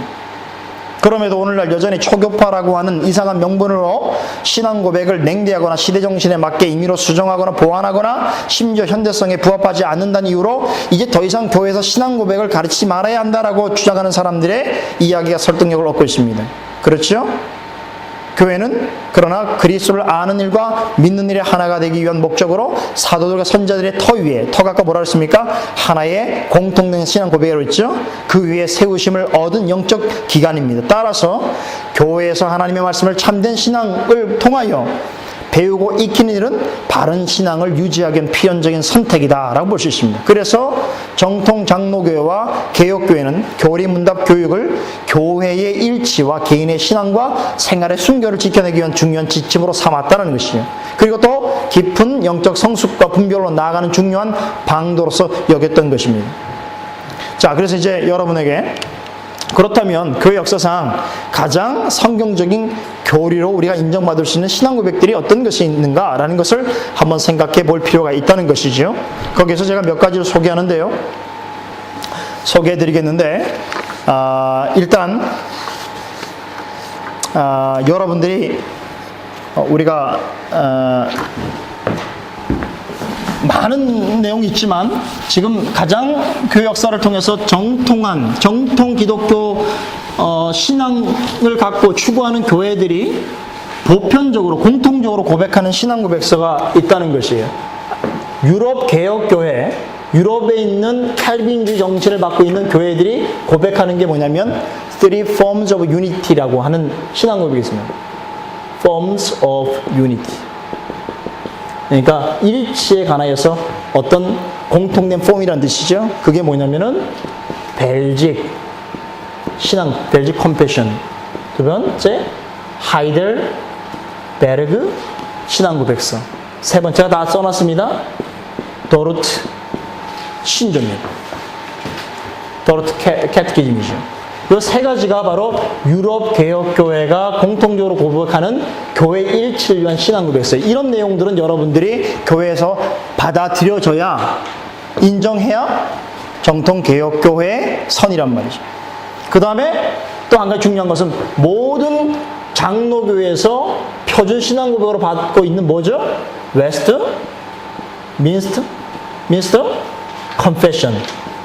이게 이제 여러분들하고 많이 패션이죠. 많이 관련이 있는 이제 그 신앙 고백서인데요. 먼저 제가 여기 개혁교회 몇 가지 신앙 고백서가 있는데 그 내용을 설명하기 전에 3페이지 보시면 웨스트민스터 신앙 고백서 이 내용부터 말씀을 좀 드리겠습니다. 여러분들이 지금 영국에 살고 계시잖아요. 그리고 또 특별히 런던에 계시기 때문에 이 웨스트민스터 신앙 고백서는 정말 영국 교회와 또 이 런던의 역사, 런던 기독교의 역사하고 아주 맞물려 있는 신앙 고백서입니다. 그래서 제가 지금서부터 여러분들에게 웨스트민스터 신앙 고백서가 어떻게 작성이 되게 됐느냐라고 하는 역사를 좀 말씀을 좀 드리겠습니다. 편안한 마음으로 들으시고 여러분들에게 아마 이렇게 기억이 되고 스치는 내용들이 많으실 거예요. 도움이 되실 겁니다. 일단 우리가 웨스트민스터 신앙 고백서를 왜 정통 장로교회에서 표준 문서로 받게 됐느냐라고 하는 부분의 역사를 좀 살펴볼 필요가 있는데 이 웨스트민스터 신앙 고백서가 작성이 된 건 1647년도입니다. 그런데 이 역사를 이해하려면 이전 역사로 돌아가야 돼요.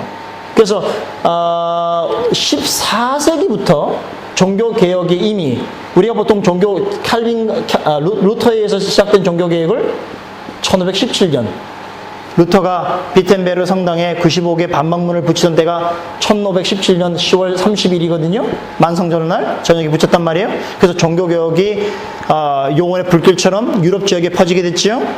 그렇죠? 그 다음에 이제 나타난 사람이 바로 칼빈인데 칼빈이 1537년도에 그 유명한 이 25살의 나이로 기독교 강요라는 책을 썼습니다.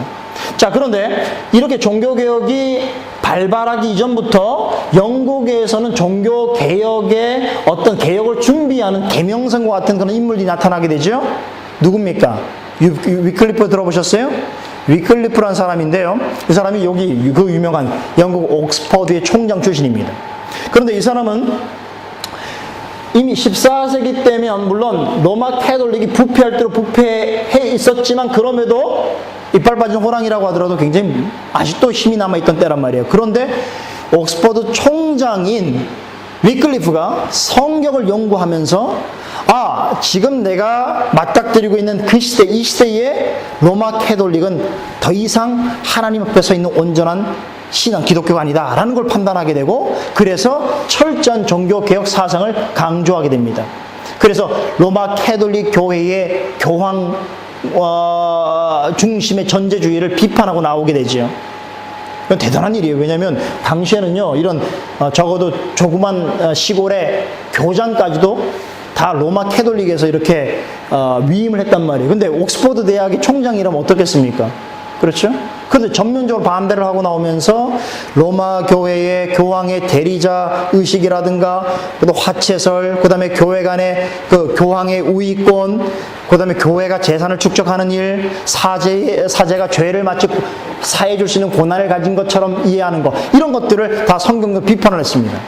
그리고 위클리프가 했던 일 중에 하나 의미 있는 일이 그 최초의 영어 성경 번역본인 벌게이트 성경 있죠. 들어보셨나요? 그냥 상식으로 들어주십시오. 벌게이트 버전에서 최초의 영어 성경 버전이에요. 이거를 만들어서 작성하게 된 거예요. 그러나 영국 교회가 가만히 놔둘 리가 없죠.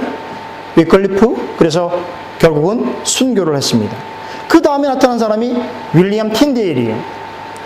틴데일은 에라스무스 신학의 처음 에라스무스에게 영향을 많이 인문주의자였다가 나중에 루터를 만나게 되면서 완전히 종교개혁 사상으로 바뀌게 됩니다. 그래서 여러분 혹시 틴데일 성경 들어보셨어요? 틴데일 성경을 기록을 하게 됐단 말이에요. 그런데 영국 정부에서 이 틴데일 성경을 보면서 틴데일을 뭐라고 표현하냐면 모든 영국 이단 중에 우두머리다 그래서 그 얘가 쓰던 나머지 책들도 전부 불살라고 성 바울 성당 앞에서 그 책을 전부 분서갱유 불살라 버립니다. 결국 브리셀로 갔던 틴데일을 잡아다가 사람들 보는 앞에서 화형을 해버렸죠. 그럼에도 불구하고 이런 순교자들로 인해서 점점 종교개혁의 전운이 싹트기 시작했던 것이에요. 그러다가 그 유명한 제가 영국 역사를 좀 말씀드릴게요. 여러분이 저보다 더 잘하실 수도 있을 거예요. 그러나 우리가 이 종교개혁을 좀 이해하기 위해서는 이 역사를 조금 이해하셔야 됩니다. 혹시 헨리 8세 아세요? 헨리 8세 들어보셨죠? 유명한 사람이죠. 헨리 8세 아버지가 바로 헨리 7세인데요. 헨리 7세가 그 유명한 투터 왕조를 창시한 사람이에요. 그 아들이죠. 아들이 왕위를 받았습니다. 그런데 이 헨리 8세는 처음에는 이 로마 캐톨릭에 굉장히 추종을 하는 사람이었어요. 그래서 그 당시에 레오 10세인가요? 교황으로부터 신앙의 통치다라는 말을 들을 정도로 헨리 8세는 철저하게 로마 캐톨릭주의자였습니다. 그런데 당시만 하더라도 이 영국은 유럽의 교황청에 소속이 돼 있었어요. 국권이. 그런데 헨리 8세와 로마 교황청 간의 그 뜨거웠던 관계가 완전히 깨지게 되죠. 어떤 일 때문에 그런지 아세요? 결혼 문제죠. 캐더린이라는 여자랑 결혼했잖아요. 근데 캐더린이 7명의 아이를 낳는데 6명이 전부 죽어버리고 남은 아이가 바로 메리 여왕이에요. 메리 영 나중에. 근데 이 유명하잖아요. 헨리 8세가 6명인가 그 자기 아내를 두지 않습니까? 그런데 그 중에 첫 번째 아내가 바로 캐더린이에요. 근데 캐더린하고 사이에 아들이 없자 결국 헨리 8세가 캐더린하고 이혼을 하려고 합니다. 근데 캐더린은 여자는 어떤 여자냐면은 스페인 왕후였어요. 그리고 아주 어렵게 로마 교황청에서 이 두 사람과의 결혼을 허락했단 말이에요. 그런데 이제 와서 아들이 없다고 캐더린하고 이혼하려고 하니까 교황청에서 반대를 해버린 거예요. 네가 좋아서 결혼할 때는 언제고 지금 와서 그러냐. 그리고 그러한 태도는 우리 교황청에 대해서 어떻게 하면은 도전하는 태도다. 그래서 헨리 8세에게 압력을 가합니다. 그런데 헨리 8세가 대단한 사람이에요. 자기 이 캐더린의 궁녀였던 앤 볼린, 앤볼린하고 사이가 깊어지면서 결국은 캐더린하고 이혼을 하게 되면서요. 법적으로 하지 못하게 되자 나중에 자기가 스스로 이혼을 한 다음에 교황청을 향해서 우린 더 이상 교황청하고 관련이 없다 해서 혹시 들어보셨어요? Art of 그 뭐라죠? 우리 영어로 우리말로는 수장령인데 아세요? 영국 교회는 잉글랜드 왕이 주인이다 이런 주장이에요. 수장령을 발표하게 되면서 로마 교황청하고 단절을 선포하게 됩니다. 그러면서 이제 정치적으로도 종교개혁을 단행하는데요. 로마 캐톨릭과 관련된 영국의 수도원 재산을 몰수한다든가 또 교황에게 납세한다든가 재판을 청구했던 일들을 전부 금지시키고요. 그 다음에 교회에다가 틴데일 성경을 전부 비치하도록 법으로 결정하는 거예요. 그래서 나중에 그 틴데일 성경이 제임스 1세 때 여러분들 잘 아시는 KJV 킹 제임스 버전이 나오게 된 이유가 되는데요. 어쩌간에 개신교 지금 로마 캐톨릭에서 그렇게 사실은 부담스러워하는 개신교의 성경을 가져다가 교회에 비치를 해버렸어요. 그것은 이제 정치적으로 내가 이제 더 이상 로마 교황청 관계가 없다는 것을 말하는 것이에요. 그래서 종교개혁은 이 종교개혁은 사실은 정치적 종교개혁이죠. 이 헨리 8세. 근데 헨리 8세하고 캐더린하고 이혼한 다음에 앤볼린하고 앤볼린인가요? 앤볼린 맞죠? 앤볼린하고 결혼했는데 그 사이에 누가 납니까? 그 유명한 엘리자베스 여왕이에요. 엘리자베스 여왕이 나는데요. 앤볼린이 궁녀였다가 왕한테 택함을 얻으니까 이 캐더린하고 사이에 났던 메리 있죠? 메리를 엄청나게 괴롭힙니다. 메리가 그때부터 마음에 독을 품기 시작하는 거예요. 아버지도 혐오하지만 자기를 괴롭힌 이 앤볼린과 그 때문에 죽게 된 자기 어머니 때문에 원한을 갖게 되는 거죠. 그래서 그 원한이 결국은 나중에 개신교에 대한 무참한 핍박으로 나타나게 됩니다. 그런데 하여간 앤볼린과 결혼해서 엘리자베스가 낳긴 한데 엘리자베스도 또한 여자이기 때문에 왕위에 못 오르게 됩니다. 그래서 세 번째 결혼한 사람이 바로 제인 시머죠. 그 사이에 낳았던 사람이 누구냐면 에드워즈 6세예요. 들어보셨어요? 근데 에드워즈 6세가 헨리 8세가 죽고 나서 어린 나이 9살 때 왕위에 올랐어요. 그러니까 이 외척들이 막 이 에드워즈 6세를 간섭해갖고 외척 통치를 하게 됐단 말이에요. 그런데 이때 이제 아주 뛰어난 크레머 같은 개혁자들이 있었어요. 그래서 에드워드를 도와주면서 에드워드를 바르게 통치할 수 있도록 했습니다. 그래서 헨리 8세가 마련했던 종교 개혁의 내용들을 좀 더 구체화할 수 있도록 했어요. 그래서 혹시 들어보셨습니까? 42개 신조라고 해서요. 이게 지금 국교회 앵글리칸 철치의 그 헌법, 교회 정치 헌법이 된 효시가 된 내용인데요. 이 내용을 토마스 크랜머하고 요한 낙스가 기초를 합니다. 이게 굉장히 개신교적이죠. 네. 그래서 아버지가 가졌던 반캐톨릭적인 정치를 에드워드가 합니다. 근데 에드워드 얼마 동안 못 살아요. 16살 때 죽어요. 통치를 한 5년인가 밖에 못 해요. 죽게 되죠, 에드워드가. 죽게 되면서 이제 자식이 없잖아요. 네. 나중에 헨리 8세가 3명을 더 얻었는데 다 아들이 없습니다. 그래서 결국 영국에서 첫 번째 왕후 사이에 났던 메리에게 왕권을 넘겨주게 됩니다. 근데 메리가 이제 그때 왕권을 잡게 되니 어떻게 했습니까? 어떻게 했을까요? 복수의 피를 갈기 시작합니다. 그래서요, 메리 여왕이 왕에 즉위하자마자 그는 의도적으로 다시 카톨릭 회복을 주창하게 되면서 종교개혁자들에게 모진 핍박을 해요. 얼마나 많은 사람에게 핍박을 했는지. 당시에 그 영국에 있던 300명의 유명한 종교개혁자를 단칼에 전부 처형해버리고요. 그리고 800명이나 다 유럽으로 도망갈 수밖에 없게 됐어요. 핍박 때문에. 그 중에 어떤 사람이 존 넉스 같은 사람이에요. 그래서 다 핍박을 피해서 어디로 갔냐면 유럽으로 갔어요. 유럽에 가서 그 개혁자들이 누굴 만나게 되면 이미 유럽 제네바에서 종교 개혁을 지도하고 있던 요한 칼빈을 만나게 됩니다. 그래서 요한 칼빈의 사상을 그들이 받아서 다시 나중에 엘리자베스 여왕이 메리 여왕 이후에 관용 정책을 사용하게 되거든요. 무슨 얘기냐면 메리가 5년 지휘를 했는데 정말 영국 역사에 있어서 가장 참담한 비참한 그런 아주 참혹한 그런 행위를 하게 됩니다. 그래서 개신교인들은 너무 많이 핍박을 하게 되니까요. 이제 그 후에 왕위를 계승받은 엘리자베스는 매우 지혜로운 여자였어요.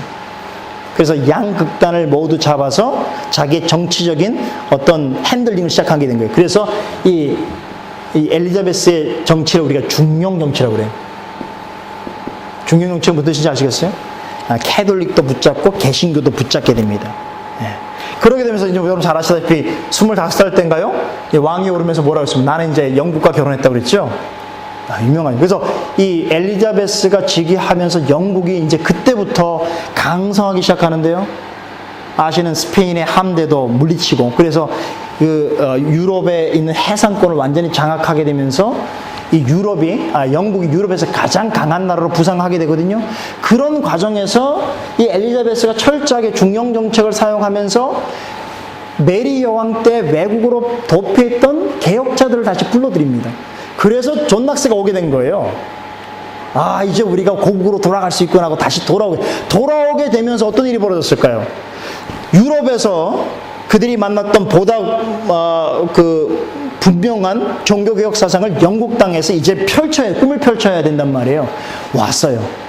왔는데 엘리자베스 여왕이 어떤 일이 벌어졌냐면 예수회, 캐톨릭파인 예수회에서 엘리자베스를 암살하려고 하는 계획을 세웁니다. 그게 발각이 됐어요. 그래서 엘리자베스 여왕이 다시 개신교로 마음을 확 돌리게 되어버려요. 그러면서 개신교가 어떤 면에서는 이제 로마 캐톨릭보다 영국이 훨씬 강한 파워를 갖는 그런 상태로 가게 된 것이죠. 그러면서 이제 엘리자베스 여왕이 선포한 게 뭐냐면 아버지가 했던 수장령을 자기에게 적용하면서 영국 교회의 왕은 엘리자베스 여왕이다라고 얘기하면서 완전히 대륙의 카톨릭과 단절을 하면서 영국에 그때 이제 비로소 지금 우리가 앵글리칸 철치가 생기기 시작합니다. 국교로 만들어 버렸어요. 이제 영국 사람들은 여왕이 주재하는 교회의 멤버여야 된다라는 것을 법으로 정해버린 거예요. 이때부터. 그래서 지금 이게 국교회가 되는 거예요. 지금 국교회가 영국의 한 95% 되죠? 네? 그렇죠? 국교회가 이때부터 된 거예요. 그런데 이제 이후에 보세요. 참 이 영국 역사는 참 재밌어요. 이렇게 사실 어떻게 보면은 개신교회, 종교개혁 영향을 받은 사상들이 영국 교회에서 뿌리를 내릴 수 있는 상황이 됐는데 엘리자베스가 죽게 됩니다. 죽게 되면서 아들이 없잖아요. 이 헨리 8세의 무자란 말이에요. 없으니까 천상 계승할 왕이 필요한데 누굴 데려온지 아세요? 제임스 6세를 데리고 있는데 그 제임스 6세가 어떤 사람이냐면 스코틀랜드에 있던 스튜어트 왕가의 사람이에요. 근데 그 스튜어트 왕가는 뭐냐면 장로교적 전통, 스코틀랜드 장로교적 전통을 가지고 있는 나라이기도 하고 존 낙스로부터 배운 사람이에요. 사사받은 사람이에요. 그러니까 엘리자베스 이후에 영국에 있는 종교개혁자들이 어땠을까요? 100% 환영을 한 거예요. 이제 제임스가 이 땅에 왕으로 오면 이제는 영국은 완전히 개신교의 나라가 되겠다라고 생각했던 것이죠. 그런데 제임스가 오게 되니까요. 100여 명의 종교개혁자들이 모여서 영국을 완전히 변화시킬 종교개혁의 청원서를 냅니다. 그 중에 하나가 뭐냐면은 우리가 이제 이런 수준에 맞게 영국 교회를 중심으로 가장 바른 성경을 우리가 편찬해야 된다라고 해서 만들게 된 게 킹 제임스 버전이에요. 이때 만들었어요. 근데 이건 받아들였어요. 제임스가 왜냐면 자기 이름으로 내는 성경이기 때문에. 그래서 킹 제임스 버전이에요. 그런데 나머지는 전부 듣지 않았습니다.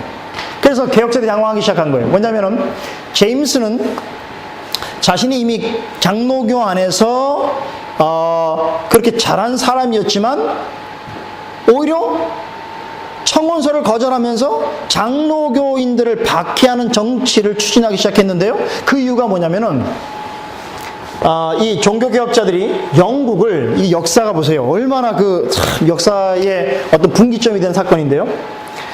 이 제임스를 맞이했던 종교개혁자들이 이 청원서를 내면서 청원서의 내용 중에 한 가지가 뭐냐면 영국을 더 이상 국교회가 아니라 장로교 정체를 가진 나라로 만듭시다라고 하는 주장을 했습니다.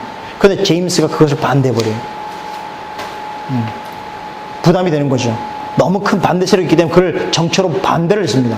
반대를 하니까 명분이 그 후에는 어떤 명분밖에 남냐면 그러면 장로교들의 개혁자들을 핍박하는 일밖에 안 남았어요. 그러니까 핍박을 시작하는 거예요. 그러면서 이때 그러니까 장로교들이나 개혁자들은 정말 뒤통수를 맞은 거예요. 제임스를 통해서 완전히 이 나라를 영국을 장로교의 나라로 만들 줄 알았는데 오히려 핍박을 받게 되니까 거기에 대해서 저항을 하지 못하고 신대륙으로 이주를 하기 시작한 거예요. 여러분 잘 아시는 1620년대 1620년에 메이플라워를 타고 간 거 아시죠? 첫 번째 이주자들. 그 메이플라워를 타고 간 사람들이 제임스의 그 정치에 대해서 반대하고 간 해중주의 청교도주의자들이에요. 그래서 신대륙으로 가서 미국의 매사추세츠 주에 그들이 내리게 돼서 이제 그야말로 미국의 퓨리탄 정신이 옮겨지게 된 것이죠. 그런데 실제로 이 제임스는요, 이제 청교도들을 박해하게 되면서 감독 없이는 왕도 없다. 라고 하는 유명한 말을 남기면서 박해를 하다가 제임스 왕 이후에 그 아들인 찰스 1세에 와서는 이제 완전히 분위기가 바뀌어서 개혁자들을 다시 메리 여왕의 시대처럼 대접을 하기 시작한 것입니다. 찰스 1세 때요. 그 제임스 아들이거든요. 그런데 여러분 잘 아시는 윌리엄 로드 아세요? 윌리엄 로드가 그 대주교로 임명되게 되면서 성공회를 지지하면서 그 정책을 추진하게 됐는데요. 그러면서 그때부터 보세요. 지금 헨리 8세가 수장령을 발표하면서 앵글리칸 철치를 만들게 된 거는 실제로는 로마 캐톨릭으로부터 우리가 반대한다는 개념인데 찰스 1세 때 와갖고 오히려 앵글리칸 철치가 로마 교회 전통을 그대로 수용하는 그런 혼합 정책을 사용해버린 거예요. 그래서 지금 영국 국교회를 보면 로마 캐톨릭적인 전통을 그대로 가지게 된 거예요. 그러니까 형식상으로는 로마 캐톨릭이에요. 내용적으로는 개신교적 내용이 있는 거예요. 그게 바로 의도적으로 그렇게 만든 거예요. 예. 종교 개혁자들을 핍박하는 형태예요. 그러면서 그때 만든 책 중에 유명한 책이 있어요. 오락의 책 들어보셨나요? 오락의 책. 이게 뭔지 아세요? 왕이 왕명으로 당시에 있는 나라에 있는 모든 영국 국민들한테 오락의 책이라는 이 책자를 다 배포해서 무조건 읽고 거기에다 따르라고 했어요. 그 오락의 책이 뭐냐면은 청교도들을 반대하기 위해서 만든 책이죠. 청교도들이 뭘 열심히 했어요? 청교도는 지금 제임스나 지금 찰스에 반대하는 사람이거든요. 종교개혁을 말하는 사람들, 이 사람들이 철저하게 한 게 뭡니까? 주일 성수예요. 목숨 걸고 했단 말이에요. 근데 방법이 청교도인들의 신앙을 쉽게 하면 차단하는 방법으로는 하나밖에 없어요. 주일 성수를 하지 못하도록 만드는 방법. 이걸 최소 생각했어요. 그래서 오락의 책이라는 책이 뭐냐면 쉽게 하면 일요일 날 즐겁게 노는 방법을 정부에서 가르쳐 주는 거예요. 그래서 그때부터 이 영국 땅에 그야말로 스포츠가 나타나게 거예요. 이 오락의 책 다 들어있습니다. 축구도 여기 들어있어요. 네. 주일날 어떻게 하면 우리가 흥겹게 놀 수 있는가. 그런데 이런 책들은 사실 일반인들에게는 엄청난 호응을 받았지만 종교개혁자들에게서는 어떻게 핍박의 형태였기 때문에 순교를 내걸고 반대했었어야 된단 말이에요. 그래서 결국 여기에 못 견디다가 더 이상 우리는 오락의 책을 못 받겠다. 순교냐 아니냐를 못 견디다가 이제 신대로 떠나게 됩니다. 1620년대 40년 동안 20년 동안 영국에서 신대로 떠난 사람들이요 무려 기록상으로 2만 명이 넘습니다. 그러니까 지금 이민자 숫자보다 훨씬 많은 숫자가 그 열악한 환경인데 미국 땅으로 신앙을 찾아 가게 된 배경이 됐던 것이에요. 그런데 이때요, 이제 웨스트민스터 신앙고백서 이제 나옵니다. 찰스 1세가 이렇게 성공의 입장에서 종교 개혁자들을 핍박하게 되니까 그러면서 한 가지 했던 게 뭐냐면 찰스가 자기 아버지 고향이 있던 스코틀랜드 있죠? 스코틀랜드하고 전면적으로 전쟁을 선포했어요. 왜 그러냐면 스코틀랜드는 철저히 장로 국가란 말이에요. 그런데 이 장로 국가를 영국에서 쉽게 하면 식민지화하지 않고는 도저히 청교도인들을 종교개혁자들을 어떻게 할 수가 없기 때문에 전쟁을 명분으로 해서 사람들의 어떤 이 뭡니까 관심사를 모읍니다. 그런데 결국 이게 화를 불렀죠. 예. 찰스 1세가 이 이 스코틀랜드 전쟁을 선포했는데 뭐가 필요합니까? 전쟁하려고 그러면 전비가 필요하잖아요. 전쟁하는 비용이 필요하잖아요. 전쟁하는 비용을 어떻게 얻을 수 있어요? 허락받으려면 지금 여러분 여기 웨스트민스터 사원 말고 뭐죠? 국회에서 동의를 얻어야 된단 말이에요. 그 동의를 얻으려고 하는데 당시에 웨스트민스터 그 귀족들 이 대부분 누구겠어요? 개혁자들이란 말이에요. 청교도인들이란 말이에요. 그러니까 청교도인들이 이 사람의 의도를 너무나 잘 알고 있는데 자신들의 어떤 종교적 본향과 같은 스코틀랜드를 정치적으로 이렇게 전쟁을 일으키려고 하는 뜻에 따를 수 없죠. 그래서 결국은 6번인가 신청을 했는데 다 발표를 해버립니다. 의도적으로. 그래서 나중에 그러면서 이 국회의 다수를 점하고 있던 장로교들, 청교도들이 이 기회를 통해서 우리 영국 땅에 다시 종교개혁을 위한 어떤 의미 있는 일이 필요하다라고 생각하게 된 것이. 그래서 영국 국회에서 모이게 됐던 것이 바로 뭐냐면 종교개혁을 위한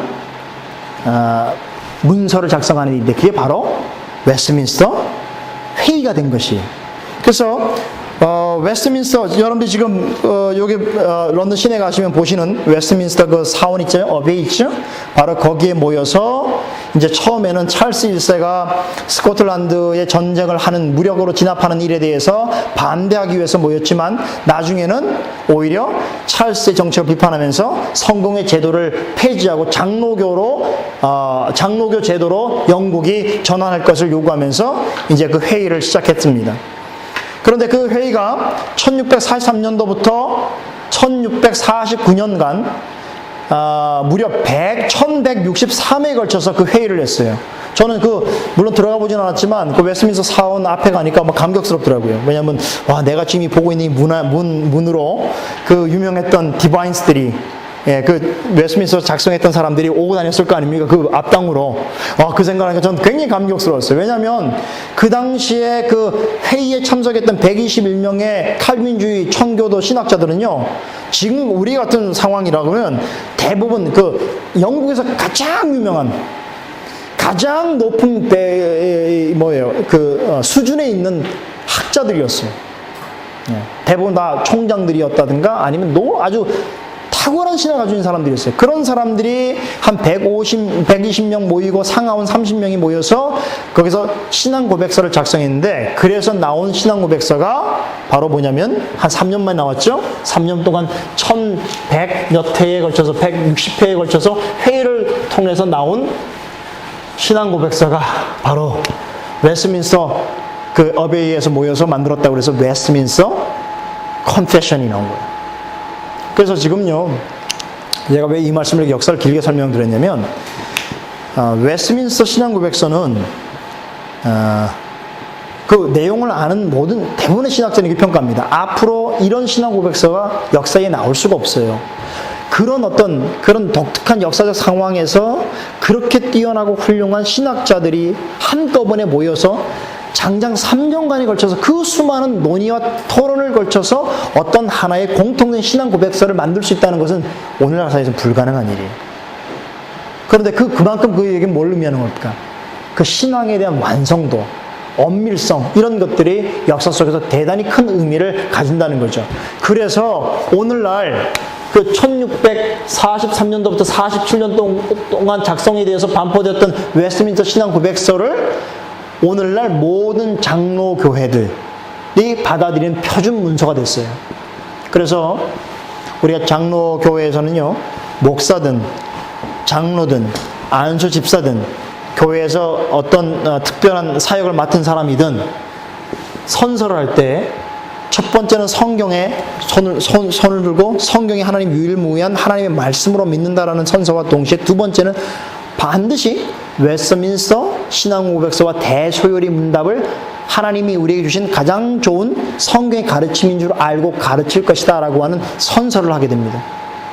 저는 사실 하나님 앞에 그 선서를 한 사람이기 때문에 저는 그 선서에 충실하기 위해서 저는 목회를 그렇게 하는 거예요. 왜냐하면 이건 굉장히 중요한 거거든요. 하나님 앞에 선서를 한 것이거든요. 선언한 것이기 때문에 맹세와 같은 성격이란 말이에요. 그래서 이러한 표준 문서에 의해서 교회의 아까 말씀 정치와 신학의 내용들이 결정되었기 때문에 순수한 의미에서의 장로교 정치는 가장 개혁된 교회의 신앙 고백서다라는 것이 정통 기독교 역사에서는 어떤 하나의 상식으로 받아들이고 있는 것이에요. 근데 제가 왜 이렇게 왜 어렵게 말씀을 드리는 것 같은 느낌이 드냐면, 몰라요. 이런 교회 역사를 전혀 관심이 없고 모르기 때문에 자신이 장로교 오래 다녔고 심지어는 장로 목사가 됐는데도 웨스트민스터 신앙고백서가 뭐냐고 묻는 사람도 있어요. 저희 연구회에 아주 열심히 참여하시는 장로님이 계시거든요. 이 장로님은 한국에서 장로교를 다니다가 오셨는데요. 우리 그 지역에서 가장 보수적인 교회라고 나오는 한 교회에서 한 25년간을 섬기시다가 장로가 되신 분인데, 연세가 좀 되시죠? 근데 이분이 어떤 계기가 돼서 저희 연구회에서 이런 이제 내용들을 우리가 배우거든요. 오셔서 뭐라고 말씀하시냐면 이렇게 저한테 오늘 그러시더라고요. 목사님, 사실 제가 오늘 목사님 같은 이런 내용들을 미리 알았다고 한다면 전 장로가 안 됐을 겁니다. 전 장로가 될 때요, 이런 얘기 한 번도 들어보지 못했습니다. 전 장로가 그냥 목사님, 쉽게 시다바리라고 생각했습니다. 그냥 목사님이 원하면 뭘 들어주는 일인 줄 알고 장로가 됐지, 실제로 장로가 무슨 이런 신학적인 역사와 근거와 웨스트민스터 신앙고백서를 따른다고 생각은 하지 못했습니다. 이런 얘기를 하더라고요. 근데 제가 만난 대부분의 분들이 다 그래요. 장로교 교역자고 목사이면서 이런 내용을 이렇게 가르치지 않고 증거하지 않다면 그건 정직한 태도가 아닙니다. 간판을 내려야 돼요. 왜냐하면 우리는 하나님 앞에 그 선서를 하고 이걸 받기 때문에 그래요. 그런데 한국교회에서뿐만 아니라 이민교회에서는 더 이상 더 찾아볼 수가 없는 것이, 신앙고백서를 이걸 가지고 가르쳐야 됩니다. 어쩌간에 이런 배경 때문에 나오긴 했는데요. 그런데도 역사가 그래요. 어둠의 역사는 참 짙어요. 이 찰스 1세 끝나고 나서 찰스 2세가 등장하죠. 하면서 찰스 2세 때 결국은 명예혁명이 이루어지게 되면서요, 영국 사회는 어떻게 하는지 아세요? 오히려 다시 어둠으로 들어갑니다. 그 얘기 뭐냐면, 영국에서 명예혁명이 있은 이후에 그 찰스 2세를 권좌에서 끌어내게 되죠. 그런데 영국 국회가 뭐를 선포하냔 말이죠. 놀랍게도 관용론이라고 하는 정책을 국가적으로 펴니다. 그 관용론이 뭔지 아세요? 영국 교회 안에 있는 사람은 종교적으로 자유하다, 이런 내용이에요. 그러나 국가적으로는 국교회에 속해야 된다, 이런 내용입니다. 관용론. 그래서 결국은 이런 내용 때문에 웨스트민스터 신앙고백서를 작성하고 나서 100년 정도 지나고 나니까 영국 교회 안에 카톨릭이나 또 유럽에서 시작됐던 그런 합리주의 사상, 경험주의 사상, 이런 이신론 사상, 이런 것들이 영국에 자연스럽게 들어오는 빗장을 열어내게 된 계기가 됐어요. 그래서 영국의 신학은요, 보세요. 이렇게 역사적으로 대단하고 훌륭한 그런 과거가 있음에도 불구하고 이후에 100년도 못 가서 영국 교회는 내리막길로 치닫게 되는 것이죠. 그런 마지막에 있었던 고백이 뭐냐면, 아까 얘기했던 스펄전의 고백이에요. 스펄전이 거의 마지막 시대예요. 정통주의의 마지막. 그보다 조금 더 늦게 얘기하면 로이드 존스 목사 정도예요. 영국 교회는. 근데 보세요, 지금 영국 교회가 어떤가?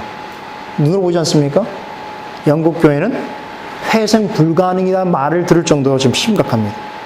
제가 영국 전체가 어떤 신학적으로 다시 말하면 정통주의 신학으로 회복될 수 있는 길을 찾지 못할 정도로 영국 사회는 굉장히 지금 신학적으로 멀리가 있단 말이에요. 그건 제 평가가 아닙니다. 정통주의는 다 알고 있는 역사예요. 그런데 오늘 이런 현실 속에 한국교회가 이렇게 이민을 와서 우리가 있단 말이에요. 과연 어떻게 할 것인가? 과연 어떻게 할 것인가? 어떻게 우리의 신앙을 바르게 세워가야 될 것인가? 고민을 하지 않을 수 없는 그런 상황이란 말이에요. 그러나 아시다시피 보세요. 지금 이런 우리가 집회와 이런 모임을 하면 누가 관심을 갖겠습니까? 지금 이 시대에. 예. 지금 뭐 은혜만 받으면 되지라고 생각하는 분들에게 무슨 정통 기독교가 뭐 교우리 신앙 이게 무슨 강조, 무슨 의미를 가지겠느냐고 대부분이 생각한단 말이에요. 그러나 그럼에도 불구하고 여러분 이런 강의를 통해서 이제 제가 앞으로 남은 강의는 이제 그 개혁 신앙에 대한 핵심적인 내용, 신학적 내용을 여러분들 소개를 할 텐데 들어보면 아시겠지만 우리가 성경을 대하는 자세가 얼마나 분명하고 절도 있으며 정직하고 엄밀해야 되는가라는 사실을 확인해 갈 것입니다. 근데 이것이 어떤 분들에게 이게 뭐가 중요합니까? 그냥 그리스도라는 이름으로 살면 구원받은 거 아닙니까? 라고 생각하는 분이라면 아마 이 자리에 있을 수가 없을 거예요. 그러나 여러분들이 조금이라도 이런 역사를 통해서 교훈을 얻고 우리가 이스라엘 백성들이 갔던 신앙의 실패의 전철을 밟지 않고 지금이라도 온전하고 바른 믿음의 길로 나아갈 수 있다고 한다면 여러분들이 이 내용에 낯설고 힘이 들지만 그러나 귀를 기울이셔야 된단 말이에요. 웨스트민스터 신앙고백서가 그렇게 중요하다는 말씀을 제가 드리고요. 이제 시간 좀 남았기 때문에 제가 아주 짧게 거기 아까 나왔던 두 가지 신앙고백서를 말씀을 잠깐 드리고 그리고 오늘은 마치도록 하겠습니다. 여기 보면 그 벨직 신앙고백서가 있고요. 그 다음에 하이델베르그 신앙고백서를 소개했는데 이 벨직 신앙고백서 여러분들 잘 아시는 지금 벨기 아시죠? 벨기에에서 만들어졌다고 그래서 벨직 신앙고백서라고 이렇게 말을 하는 것입니다. 그런데 이 벨직 신앙고백서는 그 네덜란드 지금 화란이죠? 네덜란드의 종교적인 그런 과정 속에서 종교 개혁의 과정 속에서 만들어진 그런 신앙 고백서라고 볼 수 있는데요. 원래 여러분 네덜란드는 나라가 언제 독립한 줄 아세요? 1609년도에 독립합니다. 근데 네덜란드의 그 독립의 영웅이 있죠. 오렌지 빌헤름. 그래서 여러분들 그것 때문에 영국은 네덜란드는 전부 오렌지색이에요. 오렌지색이 그냥 있는 게 아니고 바로 그 사람 때문에 있는 거예요. 오렌지 빌헤름 때문에.